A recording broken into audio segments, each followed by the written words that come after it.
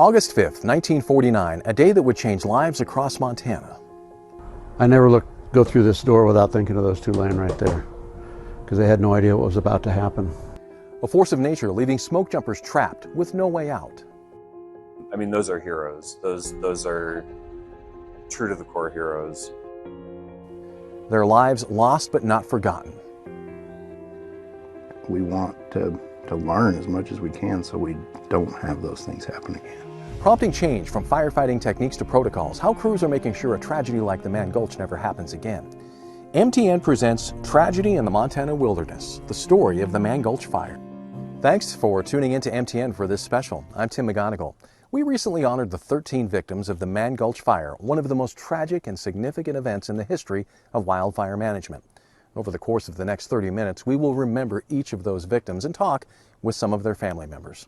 We'll take a closer look at what went wrong that day, from logistics to weather. We'll also talk with the Missoula Smoke Jumpers facility about how they operate. And we'll take you to the Miss Montana plane, the very plane they jumped from on that fateful day. First, let's start with the men who died fighting the fire. 16 men, 15 smoke jumpers, and a fire guardian worked the initial attack on Mann Gulch. 13 would not return home. And over the decades, those who knew these men have said time and time again that they were known for their dedication and bravery in firefighting. This fire had a profound and lasting impact on the victims' families, who no doubt felt a mix of emotions, including grief and a desire for answers and change. Some fought for improved firefighting safety protocols, better training, equipment, and procedures to protect future firefighters. MTN's Marion Davison caught up with some family members to hear firsthand how this tragedy impacted them. The scars some wildfires leave behind go beyond what you can see on the landscape. The Dietert family knows that well. I don't want anybody to have an August 5th.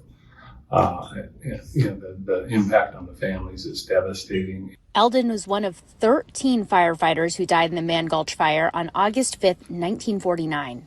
It was his 19th birthday. He was enthusiastic about everything he was doing. Although they never met him, Carol, Scott, and Bruce say their Uncle Eldon was a presence in their lives. As children, they visited his grave in Missoula. They knew he died in a fire, but they didn't know much more. It was too painful for their family to talk about. Carol learned the details in Norman McLean's book, Young Men and Fire, and she learned more when cleaning out her grandparents' house after the death of her grandfather. And on the very back of one of the shelves was a box titled Mann Gulch, and that's where we found all of the mementos of Mann Gulch. Photos of Eldon and his fellow smoke jumpers, negatives of pictures Eldon shot, letters, notes, newspaper clippings, and items from Eldon's memorial service. Snapshots of a life cut short. I wish that families would talk about this a little more and history wouldn't be lost between families when tragedy happens. Eldon's family works to keep his memory alive today. Carol and Scott have walked in his last footsteps. Bruce will join them this year to hike Mann Gulch. And they think of Eldon as fires burn across the West each year. I always think about the firefighters, keep them in our prayers. Eldon's memory also lives on in how fires are fought today. He ended up saving a lot of lives throughout the years because of what was learned at Mann Gulch. According to the National Wildfire Coordinating Group, the Mann Gulch Fire generated interest in the science of fire behavior, which led to the development of the Missoula Fire Sciences Laboratory. The tragedy also influenced the 10 standard firefighting orders, a set of best practices wildland firefighters use to stay safe today. The legacy of 13 lives lost 75 years ago today. In Helena, Marion Davidson, MTN News. Let me walk you through how it all unfolded. Beginning on August 4th, 1949, there was a lightning storm that ignited a ridge in the Gates of the Mountains wilderness. That fire would smolder all night. It wasn't noticed until the next afternoon. By 12:30 p.m., a smoke jumper crew was called in from Missoula to fight it. At 3:10, the group parachuted into Mann Gulch, landing about a quarter mile from the fire. By 3:50, the crew was geared up and heading towards the fire. Within 10 minutes, the crew noticed the fire has spread significantly, burning roughly 60 acres and moving uphill rapidly. It's now 4:10, and the crew reaches the steep, rough terrain faced with heavy smoke. This is when they realize the fire is moving so quickly, the foreman of the crew ordered them to head towards a ridge to escape the flames. At 4:30, Foreman Wagner Dodge ordered the team to drop all their heavy gear so they could move faster. By 4:45, the fire overtakes the crew. It's been 75 years since the deadly Mann Gulch Fire in the Gates of the Mountains wilderness. In early August of 1949, a lightning-sparked wildfire was discovered in Mann Gulch. And when Canyon Ferry Ranger District Manager Bob Jansen first spotted the fire from the air, it was less than 10 acres. By the time it was over, it had burned over 5,000 acres and claimed 13 lives. This is the investigation. Dave Turner is a retired National Forest Service employee. He's also a preeminent historian when it comes to the 1949 Mann Gulch Fire. He's even written a book about the event called The 13th Fire. The Mann Gulch Fire was the 13th of 57 fires that the men on the Helena National Forest would tackle that summer. On August 5th, Meriwether Station Guard Jim Harrison, who had left the smoke jumping profession just a year earlier at the request of his mother, discovered the lightning-sparked fire. The early estimate of the fire size was 5 to 8 acres. Because it was burning in rough terrain, the Forest Service requested 25 smoke jumpers from Missoula. Many were college students who were doing this work for their summer. Because of other fires, the smoke jumpers base was able to send 16. One backed out after getting sick on the flight. The crew included Supervisor Wagner "Wag" Dodge, a nearly 10-year smoke-jumping veteran. Dodge assessed the fire as too aggressive to attack head-on. He instructed the crew to go down the river and begin building a fire line. When Dodge came upon a ridge, Turner says he was likely shocked at what he saw. He sees that the fire has kicked firebrands off the fire on the ridge, and they've landed in the bottom of the gulch where there's a lot of grass, a lot of brush, and that's on fire. The fire was directly below. Dodge ordered the crew to head back uphill to a ridgetop, but the scree slopes they had to cross were treacherous. Rocks in there are the size of Volkswagens down to bricks, and there's no trails whatsoever. No longer in a line, Dodge asked Bill Hellman, his second in command, to order the crew to drop their heavy equipment in hopes of moving quicker against the rapidly advancing flames. Then, Dodge did something unconventional. And without a word to anyone, he leans down and with a book of paper matches starts tossing matches into the grass. He lit what is, by many accounts, considered the first escape fire in firefighting history. He unsuccessfully encouraged others to join him in the escape fire. The guys who are nearest to him think, this guy's nuts. We don't know if they simply didn't hear, they didn't understand what he was doing because that wasn't part of their training at that point in time. It was a technique employed by Native Americans years earlier. Two men, Bob Selly and Walt Rumsey, were able to stay ahead of the fire and scramble to safety. Bill Hellman also made it to the ridge, but got caught from behind by the fire. And while he's burned over 80% of his body, he still managed to struggle another 200 yards down that slope and rescue Gulch before he collapses. Hellman and another badly burned firefighter, Joe Sylvia, would eventually be carried to safety. Despite optimism, Hellman and Sylvia would later die at St. John's Hospital in Helena. The fire burned until August 10th. Turner says a search for the other 11 firefighters commenced August 6th. It isn't until Sunday, the 7th, that they recover the last body, which was so badly burned, the only thing that was left were the large leg bones. Lessons learned from the Mann Gulch Fire helped shape the firefighting strategies of today. And even though it happened 75 years ago, it serves as a reminder to never forget the 13 who died. The Miss Montana plane has become an iconic symbol of the bravery and sacrifices of the smoke jumpers involved in the Mann Gulch Fire. The plane was used to transport rescue crews, supplies, and equipment to the area. It was restored by the Museum of Mountain Flying in Missoula. MTN's Derek Joseph has more on its legacy. One of the jumpers was the foreman, Wag Dodge, and Earl Cooley, one of the earliest smoke jumpers, and Wag Dodge were laying on their bellies, looking out this door as the plane circled over the fire at Mann Gulch, trying to figure out the best drop spot and where to actually go out.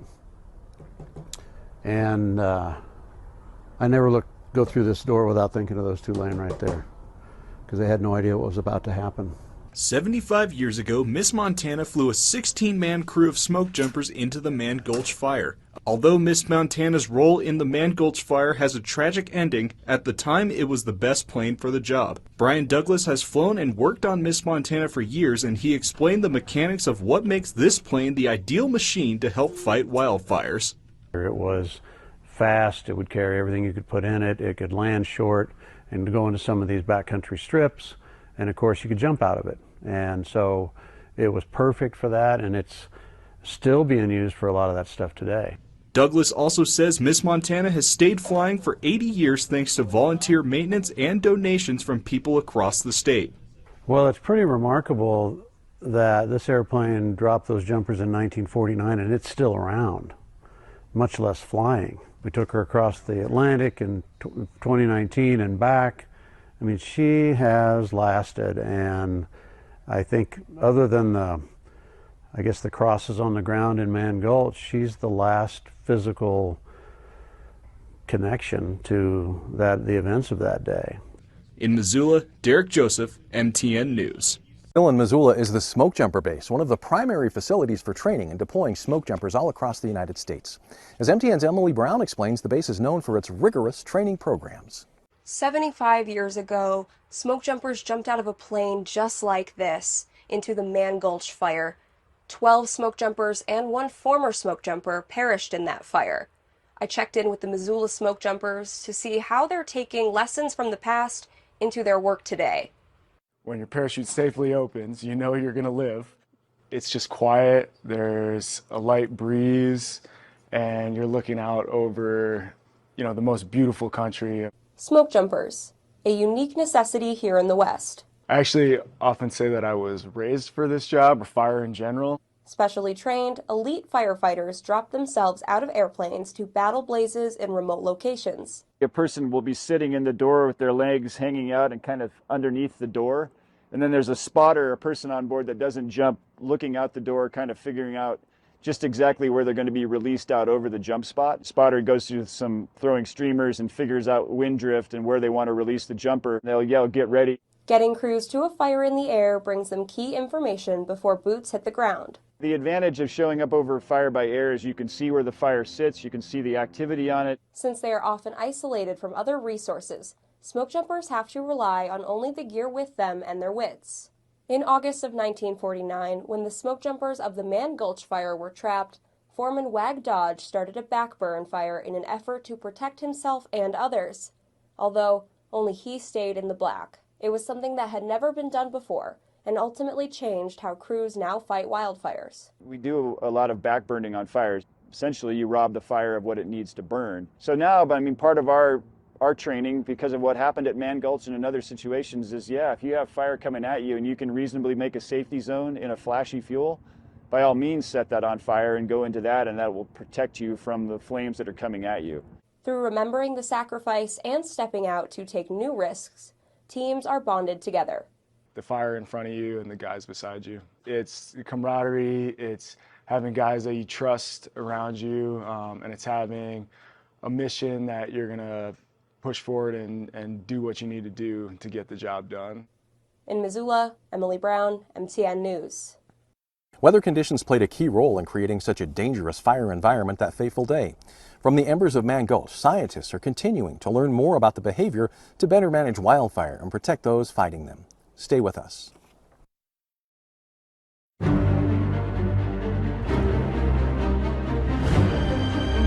Welcome back. Following the tragic events of Mann Gulch, the federal government invested significant resources into better understanding what happened that fateful day and what could have been done differently. But as investigators would discover, it was a stacked deck against the men from the beginning. It was hot, humidity was low, and winds were strong, the perfect storm for fire conditions.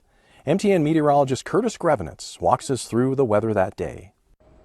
Montana might not have a remembrance of the Mann Gulch Fire if it was not for the weather leading up to that day, setting the conditions for extreme fire behavior. The weather had an effect on the Mann Gulch Fire from months before to the moment firefighters took their last breaths. On August 4th, 1949, lightning sparked numerous wildfires on the Helena National Forest. Much of the western United States was sweltering under a record-setting heat wave on top of several months of drought. On August 5th, 1949, a group of smoke jumpers left Missoula to fight one of the new wildfires along the Missouri River, the last fire most of this group would ever fight. Weather conditions battled these men right from the get-go, as wind on the flight over was turbulent. One smoke jumper got sick on the flight and did not jump, returning with the plane to Missoula. The firefighters noted cumulonimbus clouds developing as they flew, which are a sign of atmospheric instability. Upon jumping out of the plane, wind scattered the men and their equipment farther apart than expected. There were no official weather observations or recordings of the conditions that day in Mann Gulch, but it was hot, dry, and windy throughout the area. That afternoon in Helena, the high was 97 degrees. Wind gusted up to 32 miles per hour, and the humidity fell to 16%. Red flag warning conditions. A strong south wind created turbulent conditions near the mouth of the canyon of Mann Gulch, and fire spotting and fire whirls ignited new fires that cut off the firefighters' escape to the safety of the Missouri River. At this point, the fire blew up in the peak afternoon heating and wind. At that time, the Haynes Index that's used to estimate potential fire growth was at the top of the charts. Conditions that high only happen on 2% of August days, making the situation extreme and rare. It is estimated that the intense flames covered nearly 3,000 acres in only 10 minutes, a race that 13 firefighters could not win. Ultimately, it took 450 men fighting the Mann Gulch fire for 5 more days to get the blaze under control. It was a tragic and fateful day and a reminder of the harsh conditions these brave souls and every firefighter can face while protecting our lives and property. The Missoula Fire Sciences Laboratory is a part of the Rocky Mountain Research Station. They conduct research to better understand fire behavior, its effects, ecology, and management. And the lab plays a critical role in enhancing fire management strategies and improving the safety and effectiveness of firefighting efforts. MTN's Zach Volheim met with members of the lab for a closer look at their work. The U.S. Forestry Fire Sciences Laboratory in Missoula was created shortly after the Mann Gulch incident to try and better understand why such incidents occur. Their goal was to try to better understand fire behavior and ensure that incidents like Mann Gulch didn't happen again. So we have these experiments that we can do inside. We translate that work to bigger experiments outside, or experiments on prescribed fires, or we study existing wildfires, all with the intent of trying to better understand fire behavior. It's great to work in here where we can really standardize conditions. You can't do that in nature, obviously, so you just got to take what you get outside. But beyond the experiments, the Fire Sciences Lab has a greater mission. And our mission is managing and protecting our public lands that the Forest Service manages, but also that all of our interagency partners manage as well, and then making sure that those are provided for our children and their children's children. The research that's been done here and the tools that are created here really have a direct reach into that community. So people know them and they're using them every day. And it's not something that's just purely for academic purposes, something that's created and the paper's published about it.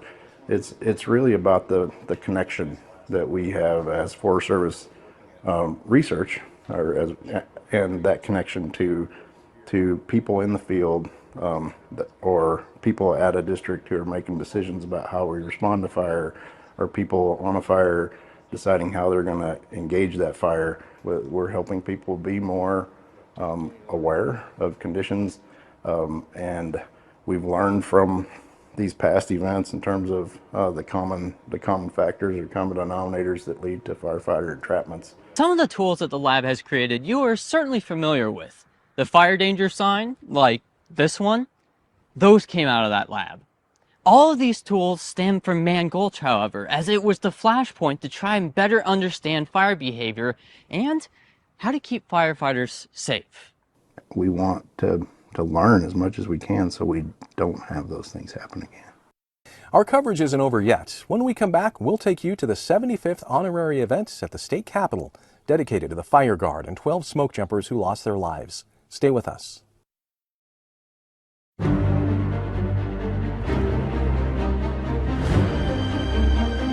Welcome back. The events at Mann Gulch in 1949 have cast a long shadow, and for the 75th anniversary, federal, state, and local leaders partnered to ensure the firefighters were honored and their family and bravery remembered. MTN's Tom Wiley was at the Montana State Capitol for the 75th anniversary ceremony.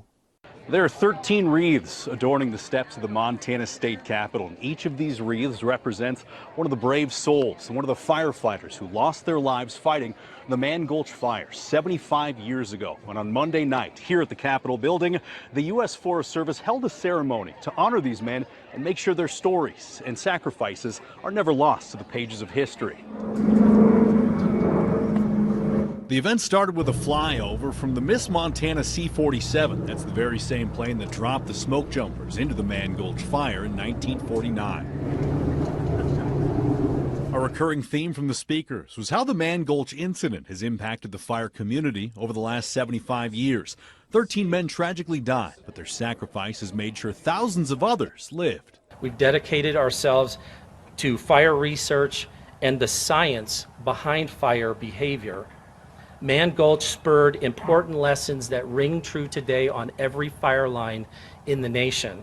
And though their legacy is felt in the firefighting community, there are stories behind each of the 13 men who perished. They had families, histories, personalities, and it's important to preserve the memory of the people who lived, not just the event that claimed their lives.